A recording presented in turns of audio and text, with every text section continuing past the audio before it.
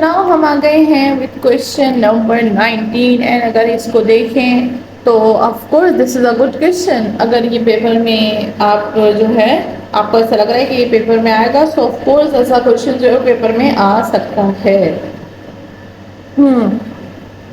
थोड़ी सी energy gain करके आगे चलते हैं ना। अच्छा तो यहाँ पर जो है हमारे पास क्या है, हमारे पास डेफिनेट इंटीग्रल है। डेफिनेट इंटीग्रल जहाँ पर हमें लिमिट्स गिवन होती हैं।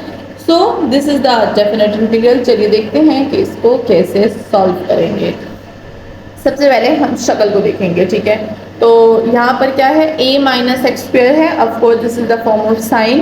तो हम क्या करेंगे, लेट करेंगे कि x जो है वो a साइन ऑफ थीटा के इक्वल है। a क्या है, 1 है। तो यहाँ पर मैं लिख सकती हूँ x equal to sine of theta. Simple. Now d of x की जरूरत हमें होती है, तो साइन का डेरिवेटिव क्या होता है, वो होता है cause of theta D of theta. ठीक है, हमने कर लिया। x और dx हमारा फाइंड हो गया ना। अगर हम x dx ले रहे हैं एंड साथ में डेफिनेट इंटीग्रल है तो हमारी इंटीग्रल जो है वो भी चेंज होगी यहाँ पे। तो चलिए इसको भी चेंज करते हैं। यहाँ पे चेंज होती है, ठीक है। सबसे पहले मैं यहाँ पर पुटिंग कर देती हूँ, उसके बाद लिमिट्स को चेंज करेंगे। 4 अपनी जगह पे x का क्या हो जाएगा, वो हो जाएगा साइन स्क्वायर। तो मैं बस डायरेक्ट इधर साइन स्क्वायर लिखूंगी, sine square of theta. dx क्या है, कॉज है। सो हम लिखेंगे cause of theta D of theta. ठीक है, डिवाइड्स 1 माइनस एक्स की जगह हम लगाएंगे साइन स्क्वायर ऑफ थीटा की पावर 3/2। ठीक है, क्या ये बेहतर लगा है, ऑफ कोर्स। एंड यहाँ पर एक और चीज़ यूज़ करेंगे, 1 minus sine square of theta हमारे पास किस चीज़ के इक्वल होता है, cause of square of theta के। तो हम यहाँ पर कॉज लिख लेंगे। ठीक है, लिमिट्स फिलहाल मैंने चेंज नहीं की, वेट कीजिए।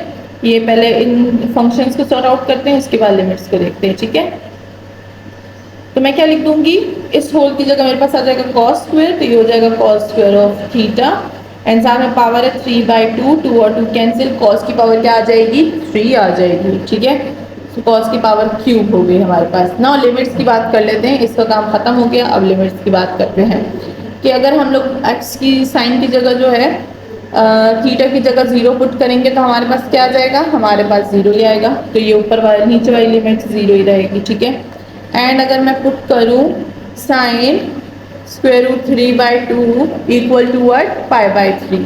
तो यहाँ पर मैं π/3 लिख दूंगी। हमारी लिमिट जो है वो चेंज हो गई है। ठीक है, हमारी लिमिट चेंज हो गई है। अब हमारे पास काम क्या है, फंक्शन को सॉर्ट आउट करना। तो चलिए फंक्शन को सॉर्ट आउट करते हैं यहाँ पे। सो ये हो जाएगा हमारे पास 0 से π/3। ठीक है, 4 sine square of theta cause of theta D of theta. ठीक है, एंड साथ ही ये क्या हो जाएगा, ये हो जाएगा हमारे पास कॉज ऑफ क्यूब थीटा। तो एक और एक कैंसिल हो जाएगा, हमारे पास क्या हो जाएगा, 0 π/3 4 sine square of theta with cos square of theta. अब यहाँ पर जो है हम क्या करेंगे, 4 को बाहर निकाल देंगे। ठीक है, सो ये हो जाएगा हमारे पास 4 0 से π/3। ये साइन को अगर हम लोग अगेन जो है इसका एक रिकॉल जो है यूज़ करें तो क्या हो जाएगा कि साइन स्क्वायर ऑफ थीटा जो होता है वो हमारे पास इक्वल होता है 1 minus cos square of theta के। ठीक है, तो हम अब ये यूज़ कर लेंगे। ठीक है, तो ये क्या हो जाएगा, 1 minus cos square of theta divides ये हो जाएगा cos square of theta with d of theta. चलिए अब देखते हैं इस फंक्शन को मज़ीद हम कैसे सॉल्व कर सकते हैं। तो ये हो जाएगा हमारे पास 4 0 से π/3। इस पे अलग अलग डिवीजन अप्लाई करेंगे तो ये हो जाएगा 1 cos square of theta minus cos by cos cancel हो जाएगा, 1 आ जाएगा हमारे पास। So this is our function for integral with d of theta. ठीक है, चलिए अब इसको सॉल्व करते हैं, ऊपर चलते हैं।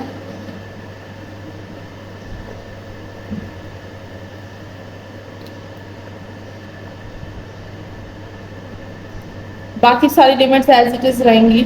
ठीक है, डी ऑफ थीटा अगेन एक फंक्शन को हम रिकॉल करेंगे। आप बोलेंगे मैम रिकॉल करें because these are the important steps. तो इसीलिए आपको जो है बार बार ये चीज़ों को रिकॉल करना पड़ेगा। सो 1 बाई जो होता है कॉस स्क्वायर ऑफ थीटा होता है, ये किस चीज़ के इक्वल होता है, ये होता है सीकन स्क्वायर ऑफ थीटा के, so we will use this. ठीक है, सो ये हो जाएगा 4, 0 से पाई बाय 3 अपनी जगह पे, ये हो जाएगा हमारे पास secant square of theta minus 1 with g of theta. ठीक है, हमारा जो है फंक्शन काफ़ी हद तक सॉल्व हो चुका है।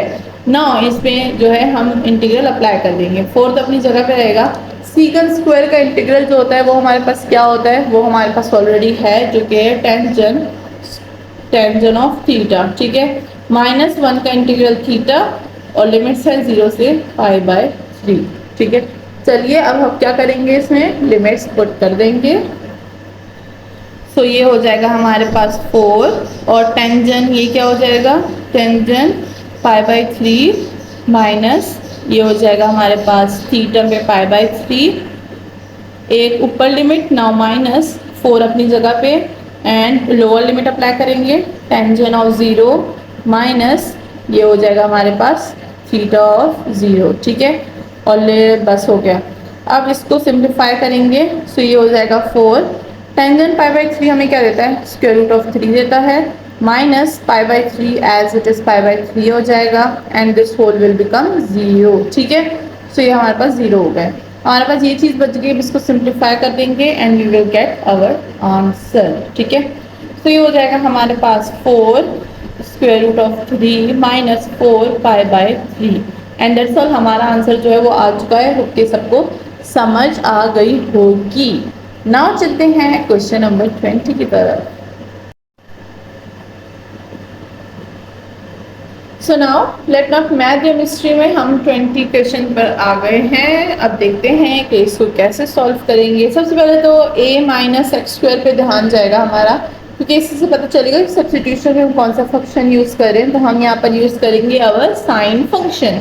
ठीक है, सो ये हो जाएगा, लेफ्ट करेंगे कि x इक्वल टू हमारे पास क्या है, a साइन ऑफ थीटा। अब a की वैल्यू देखिए 4 है, तो अगर मैं a की वैल्यू को 2 रखूंगी तो 2 का स्क्वायर 4, सो हमारे पास a की वैल्यू क्या आ जाएगी 4। सो x हो जाएगा हमारे पास 2 साइन ऑफ थीटा।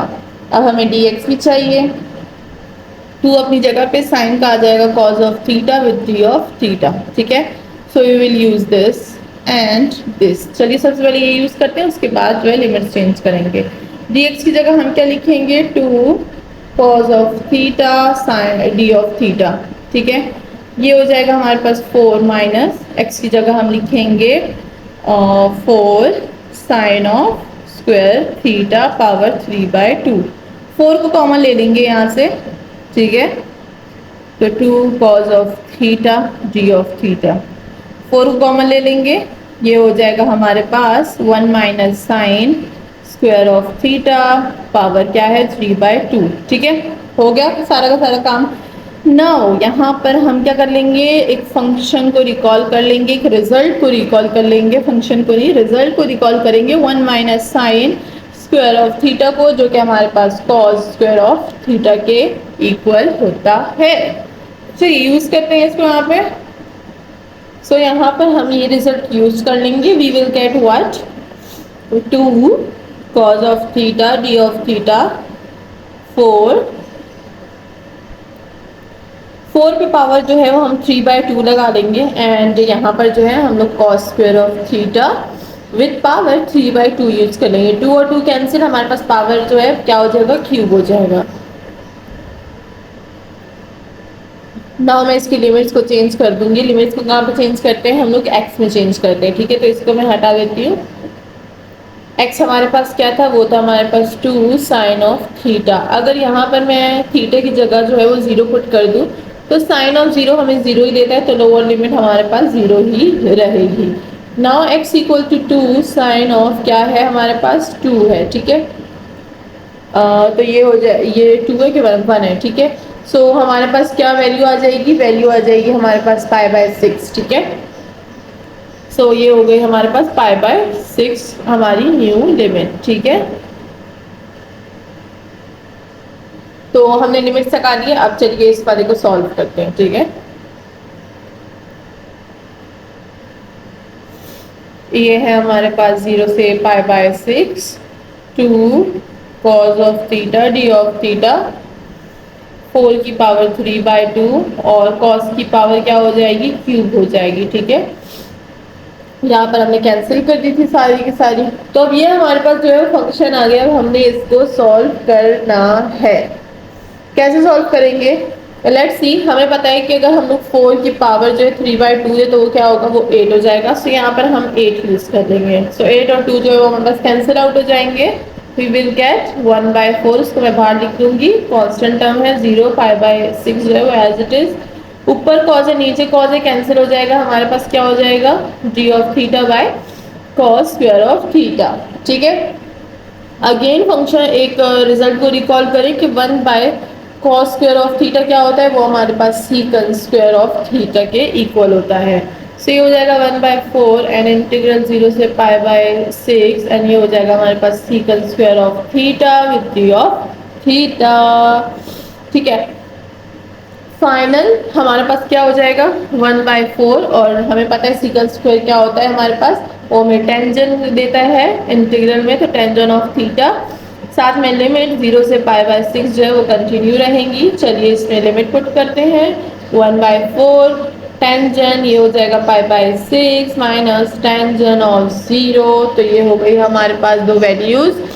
अब यहाँ पर क्या आ जाएगा 1/4 तो अपनी जगह पे, टेंजन π/6 हमें क्या देता है, वो हमें देता है 1/√3। ठीक है, एंड टेंजन 0 हमें 0 देता है।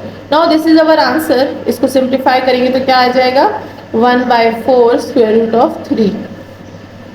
तो answer is what, answer is, यहाँ पर लिखते हैं आंसर इज 1/4√3। और इसको अब मज़ीद जो है वो सॉल्व कर सकते हैं इसके जो है रेशनलाइजेशन का।